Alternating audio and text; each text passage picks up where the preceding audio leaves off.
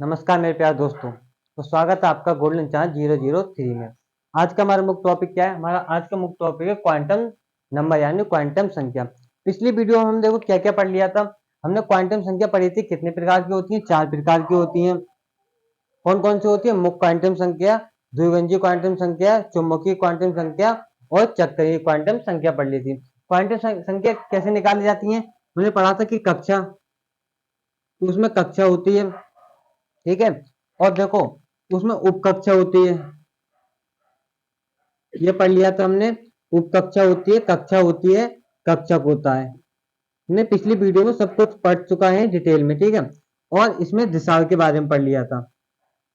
ये चार चार चीजें पढ़ ली थी। क्वांटम संख्या कितने प्रकार की होती है? 4 होती है। इसे एन से डिनोट करते हैं, इसे एल से डिनोट करते हैं, इसे एम से और इसे एस से, ठीक है। इसमें क्या होता है? से पीडीएफ होता है। इसमें के एल एम एन होता है और 2n स्क्वायर से भरी जाती है, ठीक है। कक्षक में क्या होता है? इसमें बॉक्स बनते हैं। ये 0 हो गया, ये +1 हो गया, ये -1 हो गया। इसमें क्या होता है? +1/2 होता है और -1/2 होता है। हमने इतनी संख्या हमने पिछली वीडियो में पढ़ लिया था। तो आज हम क्या पढ़ना है? आज हमें देखने हैं कुछ नियम। 4 हमारे पास नियम है, सिद्धांत है, इनके बारे में पढ़ना है और बहुत अच्छी तरह से पढ़ना है कि पेपर में बाई टाइम पूछ देता है, ठीक है। तो इतने तो हम कर देते हैं साफ। हम बढ़ते हैं अपने आगे। तो देखो पावली का अपवर्जन अपवर्जन नियम क्या है? मैंने पिछली वीडियो में आपको लिखवा दिया था। तो पावली का अपवर्जन नियम क्या था कि जब दो इलेक्ट्रॉनों का क्वांटम संख्या समान नहीं हो सकती, दो इलेक्ट्रॉनों की क्वांटम संख्या समान नहीं हो सकती, ठीक है। जैसा तो ये लिख ही लो कि दो इलेक्ट्रॉनों की क्वांटम संख्या समान नहीं हो सकती। दो इलेक्ट्रॉनों की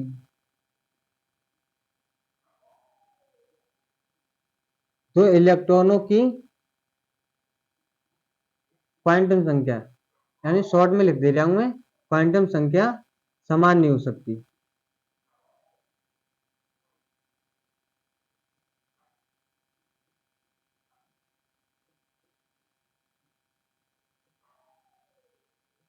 नहीं हो सकती है, ठीक है।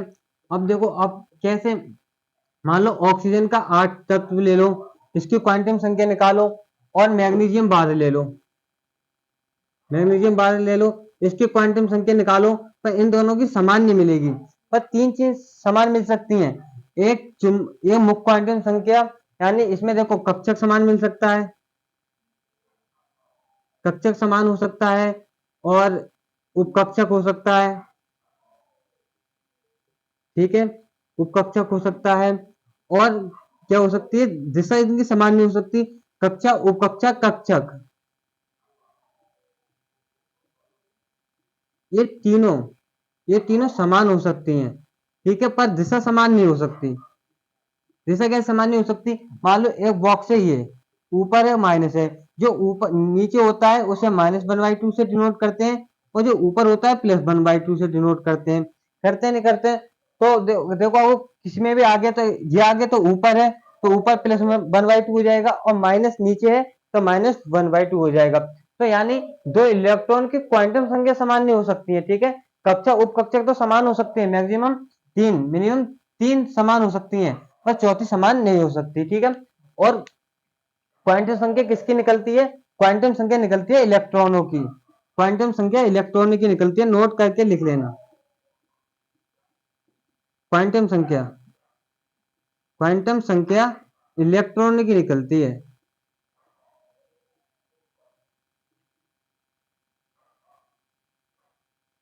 क्वांटम संख्या इलेक्ट्रॉनों की निकलती है,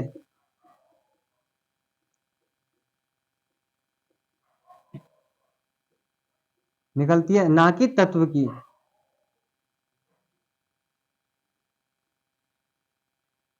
तत्व की नहीं निकलती है।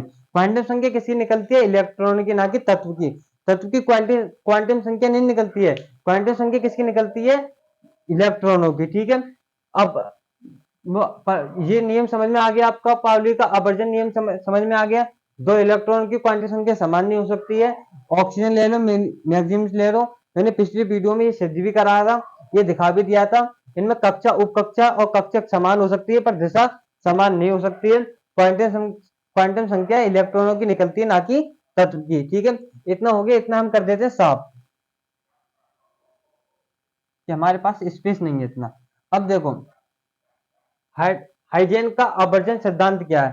हाइजेन का आवर्जन सिद्धांत क्या है। मान लो एक ट्रेन चल रही है, अगर मैं पूछूं आपको उसका वेग क्या है, तो आप वेग बता सकते हैं। अगर मैं आपसे पूछूं उसकी स्थिति क्या है, तो आप दोनों में से दोनों चीज पूछूं तो नहीं बता सकते हैं।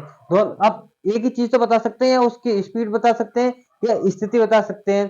तो इन्होंने कहा था कि इलेक्ट्रॉनों का इलेक्ट्रॉनों का वेग स्थिति दोनों साथ ज्ञात नहीं की जा सकती। इलेक्ट्रॉनों का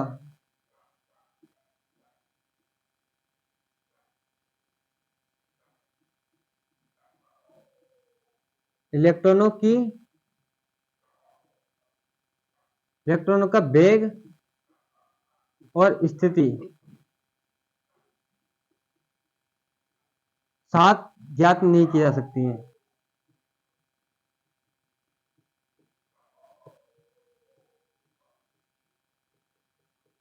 यानी कि इलेक्ट्रॉनों का वेग और स्थिति दोनों साथ ज्ञात नहीं की जा सकती। कैसे, देखो नाभिक होता है, नाभिक में प्लस पॉजिटिव होता है, और उसके चारों ओर इलेक्ट्रॉन गति करते रहते हैं, गति करते हैं ऐसे।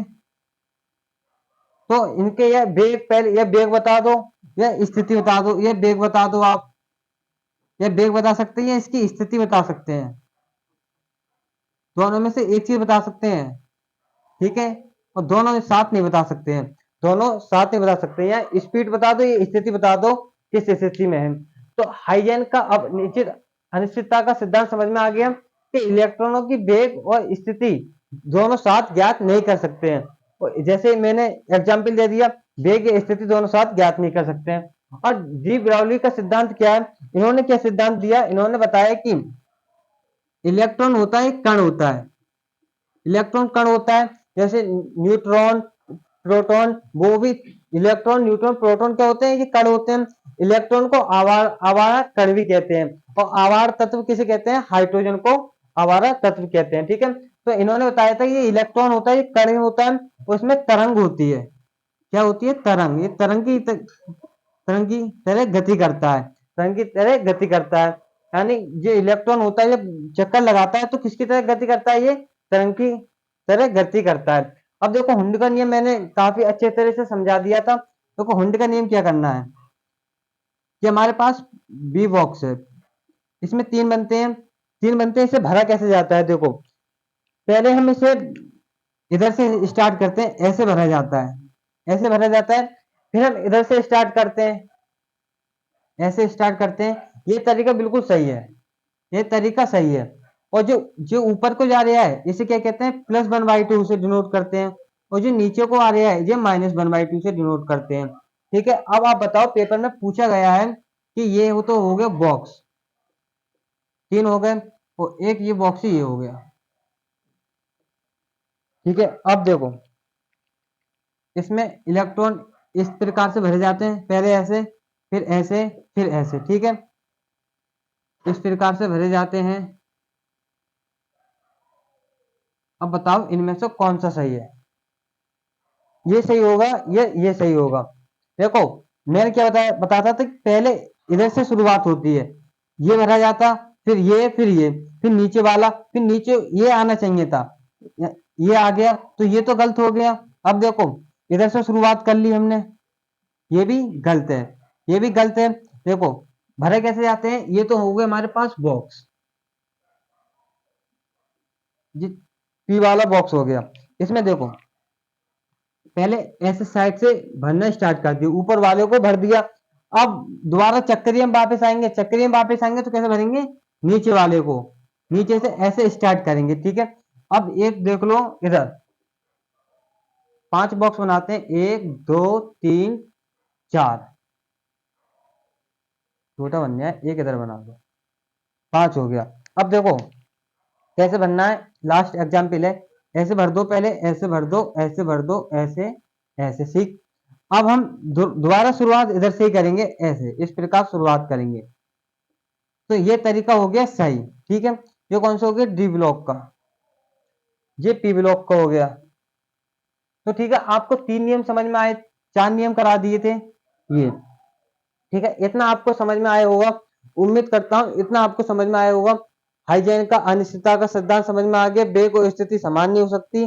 डी ब्रोगली का सिद्धांत समझ में आया कि इलेक्ट्रॉन कण होता है और तरंग की तले गति करता है। हुंड का नियम बता दिए कैसे भरा जाता है, ये पेपर में पूछा है। और दो इलेक्ट्रॉनों की क्वांटम संख्या समान नहीं हो सकती, एग्जाम्पल ये है, उदाहरण डाल लेना, ये एग्जाम्पल है और जो मैंने बता दिया है कैसे करने हैं, पहला और दूसरा। ठीक है, ये इतने समझ में आया होगा। उम्मीद करता हूं आपको ये वीडियो समझ में आई होगी। अब हम मिलेंगे नेक्स्ट वीडियो में, अभी के लिए इतना ही। जय हिंद, जय भारत।